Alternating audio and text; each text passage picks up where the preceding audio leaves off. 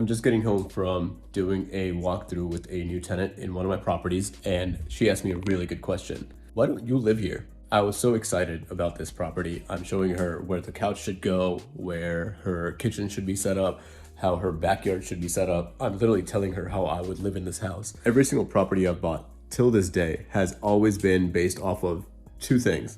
One, obviously the economics needs to make sense. The ROI on the acquisition of the property and the rental market, it needs to make sense.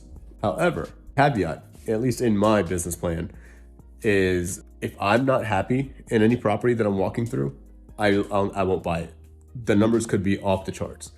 I've walked into properties that would net me, 30% based on the acquisition price and the rehab and everything that needs to happen.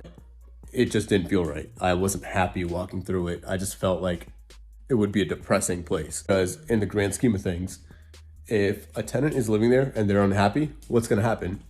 One, they could potentially just stop paying rent. Two, they won't care for the place because they're unhappy. This comes from just experience. You don't learn this off of spreadsheets. This isn't something that's a formula that you can plug in. You're getting into rental real estate and you want to learn about investing in real estate. Don't just go off of the numbers. It needs to feel right. You need to be happy when you're walking through it. Think of how someone's going to live there. Are they going to be happy? Are they going to enjoy the space that you're providing them for whatever price you're providing them for? So, it's not all numbers. So yeah, happy investing. Hope you all become millionaires. See ya.